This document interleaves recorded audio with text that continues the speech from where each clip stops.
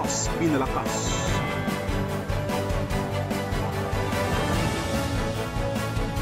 Mas pinalawak.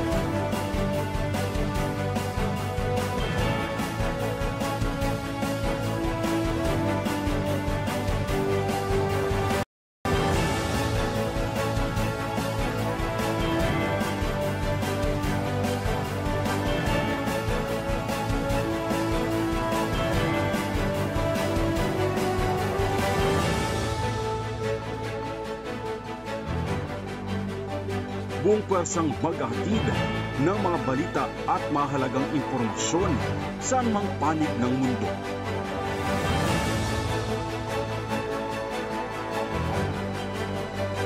EuroTV News. Sumasaludo sa bawat Pilipino.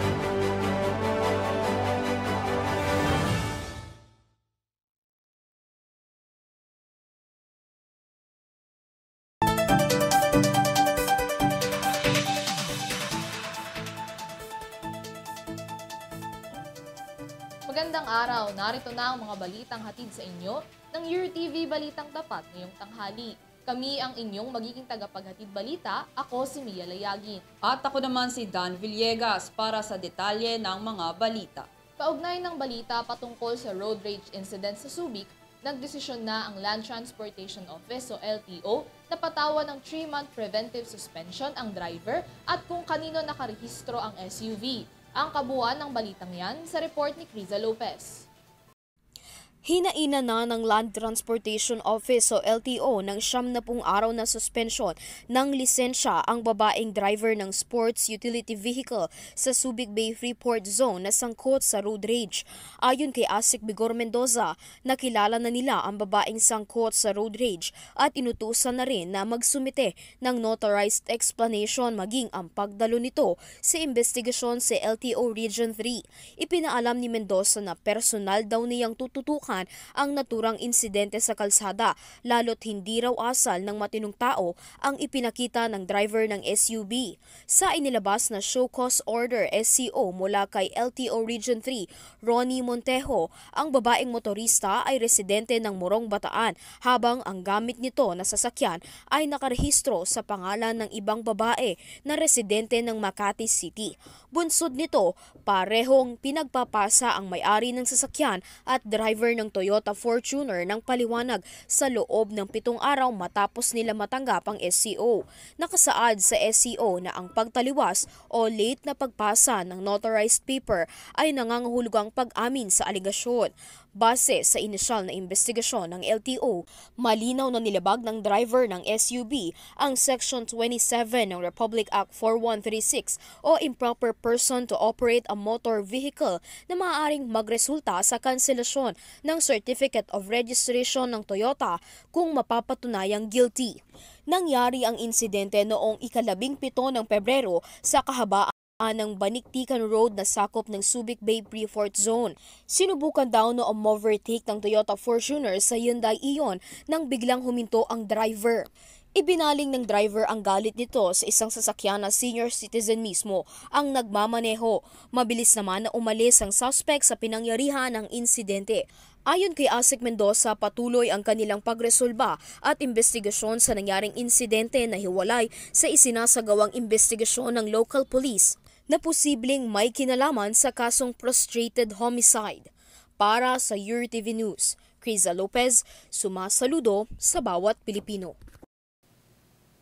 Samantala, sinimulan na ng Philippine National Police o PNP ang pagde-deploy ng 8,500 police personnels para sa ligtas na pagdaraos ng People Power Anniversary sa darating na February 25. Ayon kay PNP Chief General Benjamin Acorda Jr., nasa 6,000 ang ide-deploy ng mga pulis sa Metro Manila at nasa 2,500 naman ang aatasan upang isecure ang pagdaraos sa Cebu. Ngunit ito ay nakadepende pa sa magiging inisyal na report sa mga lugar dahil sa mga rally na maaaring mangyari sa nasabing okasyon. Isa din sa binibigyang pansin ng mga otoridad ang pagkokontrol ng dami ng maaaring tao o protestante na dadalo sa nasabing okasyon. Sa ngayon ay wala pang naitatalang banta o problema para sa darating na pagdaraos ng EDSA People Power Revolution.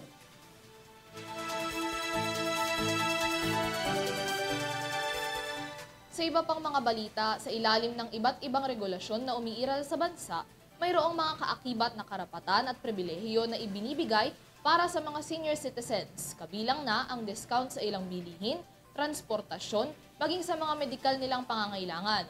Kaugnay niyan, muling nagpaalala ang Food and Drug Administration o FDA sa mas maigting na pagpapatupad ng batas na sumasaklaw sa karapatang ito ng mga senior citizen, partikular na pagdating sa kanilang mga gamot. Ang iba pang detalye ng balita sa report na ito.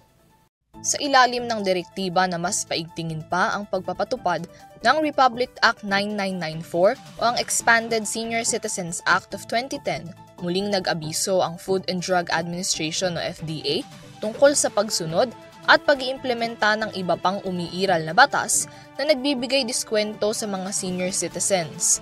Alinsunod sa FDA Advisory No. 2014-054 at DOH Administrative Order 2010-0032, mayroong 20% discount ang mga senior citizens pagdating sa mga bibilhing gamot at medikal na mga pangangailangan na mabibili mula sa mga ospital at pribadong retail pharmacies.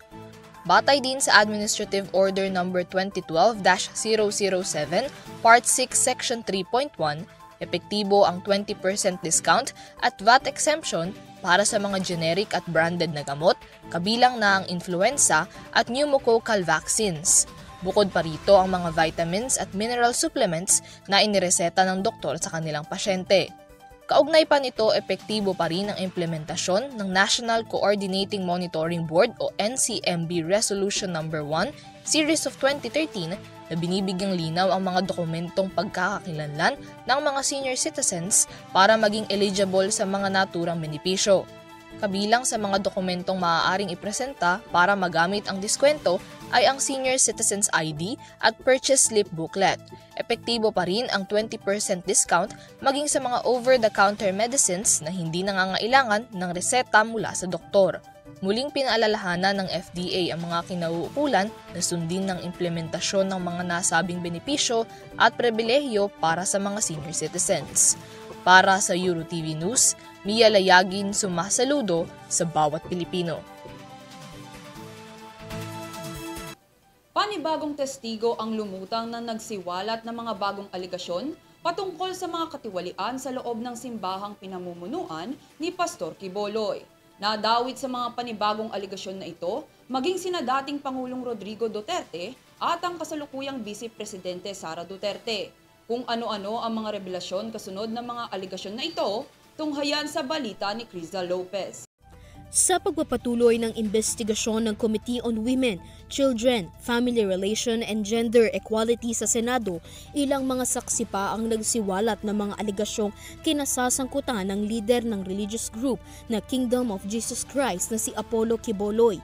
Isang saksi pa ang humarap sa pagdinig, si alias Rene, na nagsiwalat ng pagtanggap umano ni dating Pangulong Rodrigo Roa Duterte at anak nito na si Vice President Sara Duterte ng mga bag ng iba't ibang baril mula kay Quiboloy. Nagtrabaho daw bilang landscaper si Rene sa Glory Mountain kung saan personal niyang naranasan ang mga pang-aabuso mula sa lider ng simbahan at mga pagdating ni Quiboloy sa Glory Mountain. Ako po ay naging landscaper ni Quiboloy sa Glory Mountain. At doon ko na po naranasan ang pananakit mismo sa kamay ni Quiboloy. Pag hindi po siya nagagandahan sa aming landscape sa mansyon niya, sinasampal niya po kami at pinahampas. Base sa paglalarawan ni Rene, dinadala ang mga youth member na hindi umaabot sa kota ng pamamalimos sa Glory Mountain at doon pinagtatrabaho upang pagsilbihan si Quiboloy. Ang masama pa rito, inakala raw nila na ibibigay na sa kanila ang ipinangakong scholarship, ngunit dinala raw sila sa Glory Mountain at hindi na nakapag-aral pa. Sa testimonya din ni Rene, sa tuwing dumadating si Quiboloy sa Glory Mountain sakay ng kanyang chopper, may dala itong malalaking bag na naglalaman ng iba't ibang uri daw ng mga baril. Inilalatag daw ang mga armas sa tent na katabi ng mansyon ng lider ng simbahan. Dito na nadamay ang pangalan ng dating Pangulo na si Duterte at ang dating mayor ng Davao at ngayon Vice Presidente na si Sara Duterte.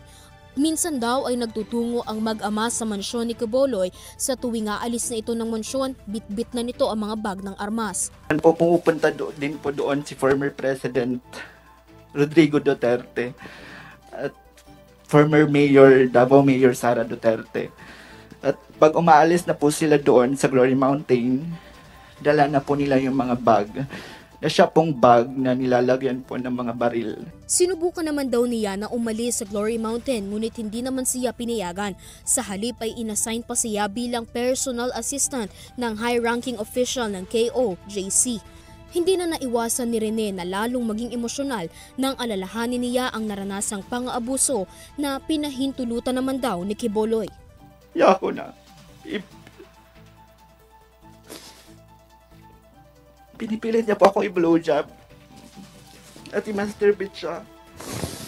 Nang subukan daw niya na isumbong sa executive secretary ng KOJC na may pangalan na Eleanor Cardona, sinigawan at sinampal lamang daw siya nito. Taong 2020 naman ay pinagtrabaho siya bilang researcher sa news outlet ng religious group na SMNI kung saan obligado pa rin siyang mamalimos. Subalit nakaranas pa rin daw siya ng pananakit sa kamay naman ng isang tina San Pedro. 2021, umalis si Rene sa KOJC at sinabihan siya na huwag magsasalita tungkol sa religious group at sa mga nangyayari sa Glory Mountain. Din dito sa iyong affidavit na nagtrabaho ka sa SMNI bilang researcher. Pero sa gabi, ikaw ay pinapalimos. Ganun ba yung ano? Ganun ba sa SMNI? Researcher by day, pulubi by night? Yun ba yung utos sa inyo? At sino yung nag-utos ng ganito sa iyo? Opo, Madam Chair, researcher po ako sa SMNI News sa umaga. Tapos after duty po namin, 8 a.m. to 4 p.m. po. After 6 p.m. po kami mag-start ng mamalimos ng gabi. Ito po yung utos utos pa rin po ito ni Quiboloy na dinaadaan po kay SMNI CEO Marlon Rossetti at department head ng PropCom na si Tina San Pedro. Samantala, naglabas na ng sabina ang Senado na nag-uutos sa lider ng simbahan na si Quiboloy na sumipot sa investigasyon kaugnay sa umunoy pang-aabuso sa mga kasapi ng simbahan. Ito'y matapos pirmahan at pahintulutan ni Senate President Juan Miguel Zubiri ang sabina. Our institution, under the current Senate leadership, has made it its policy too. Yes, the subpoena against Apollo Quiboloy is out. Pinasalamatan naman ito ng senadora. Nangako rin ng senadora na hindi niya hahayaang makalusot ang mga umano'y pang-aabuso na isiniwalat ng mga saksi at biktima dahil lamang sa mga alitan sa politika. Sa lungat naman dito, nauna nang sinabi ni Quiboloy na hindi siya susuko sa Senado upang sagutin ang mga tanong laban sa kanya at haharap lamang sa korte. Para sa URTV News, Criza Lopez, sumasaludo sa bawat Pilipino. Manatiling nakatutok, magbabalik ang URTV Balitang Tapat makalipas ang ilang sandali.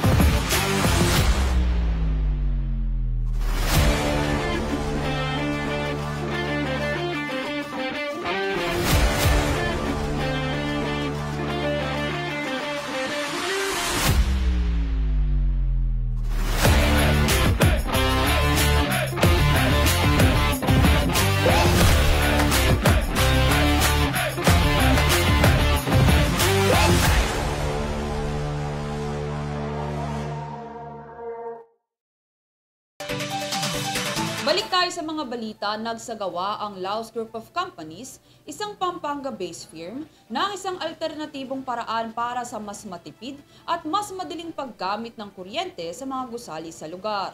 Para sa detalye ng balita sa aking report. Binigyang daan ng Pampanga-based firm Laos Group of Companies ang pagkakaroon ng mga solar-powered buildings, isang alternatibong paraan para sa pagkakaroon ng desentralisadong power generation system.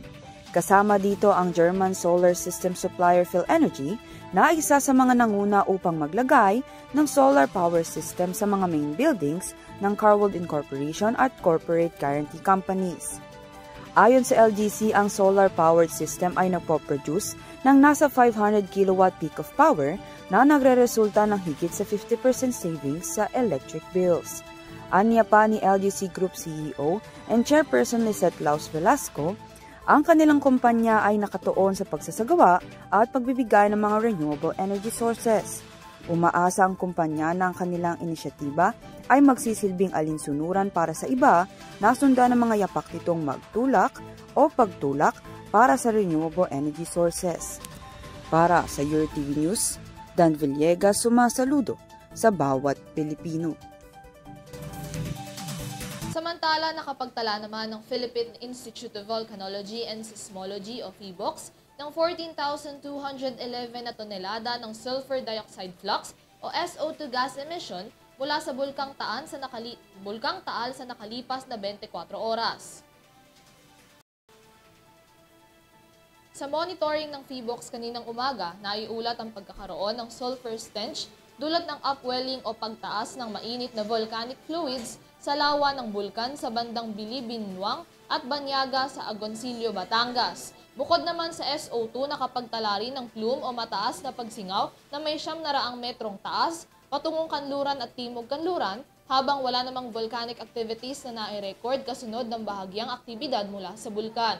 Sa kasalukuyan, nakataas pa rin ang Alert Level 1 sa Taal at ipinagbabawal din ang pagpasok sa Taal Volcano Island lalo na sa main crater at Daang Castilla Fissure, pamamalagi sa lawa ng Taal at pagpapalipad ng anumang aircraft malapit sa tuktok ng bulkan. Nag-abiso rin ang ahensya sa posibilidad ng biglaang pagputok ng steam o phreatic explosions, volcanic earthquakes, ashfall at pagkaipon ng nakakalasong gas. Para naman sa ulat panahon, makakaranas ang ilang bahagi ng bansa ng isolated and scattered rain showers at thunderstorms dulot ng easterlies. Maulap na kalangitan na may kalat-kalat na pag-ulan at pagkidlat-pagkulog dahil sa easterlies ang mararanasan sa Caraga at Southern Leyte na maaaring magdulot ng mga posibleng flash floods o landslides dahil sa katamtaman hanggang sa malakas na pag-ulan. Sa Metro Manila naman at sa iba pang bahagi ng bansa, dulot pa rin ng easterlies ay makakaranas sa mga ito ng bagyang maulap hanggang sa maulap na kalangitan na may isolated rain showers o thunderstorms, na may posibilidad rin ng mga flash floods o landslide dahil naman sa matinding bagyo.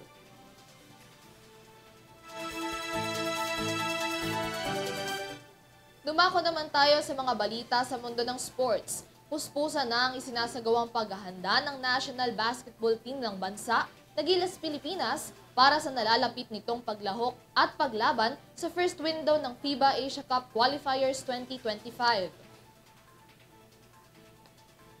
Nakatakdang lumipad patungong Hong Kong ngayong umaga ng Martes ang Gilas team para sa kanilang laban sa Huwebes, ika-22 ng Pebrero kontra sa host nation ng FIBA Asia Cup 2025. Kasunod ng anunsyo ng kanilang magiging unang sabak sa kompetisyon, muling ipinakilala ang 12-man pool ng Gilas Pilipinas para sa nalalapit nilang aksyon sa Hong Kong.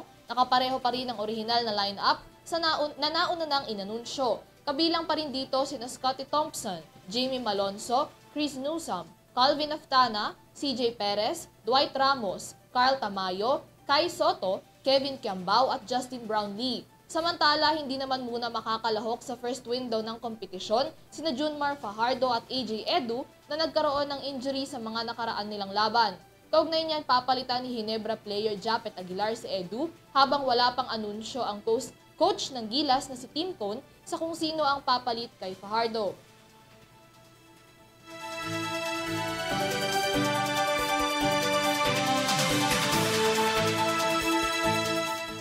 At yan ang mga maiinit na balita ngayong tanghali. Hatid sa inyo ng Balitang Tapat.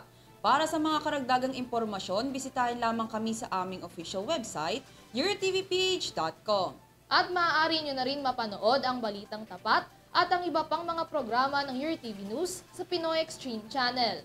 Maraming salamat sa inyong pagsubaybay. Muli, ako si Mia Layagin. At ako naman si Dan Villegas para sa patas at tapat na pagbabalita. Ito ang Your TV Balitang Tapat. Sumasaludo sa bawat Pilipino.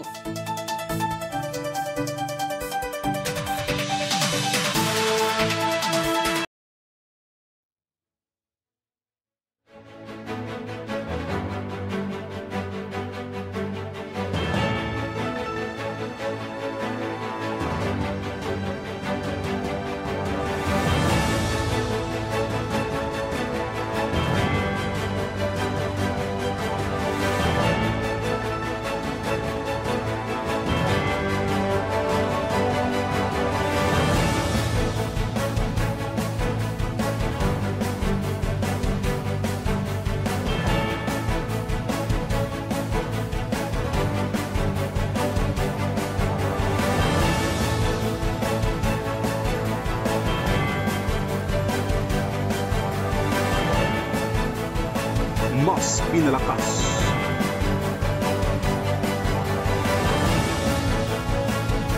mas pinalawak,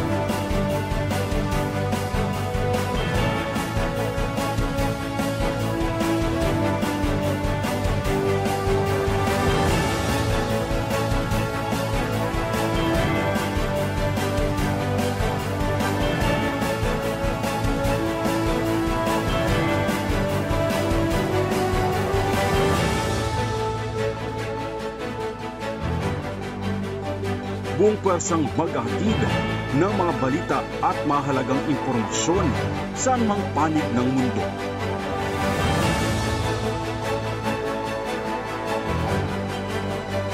Euro TV News. Sumasaludo sa bawat Pilipino.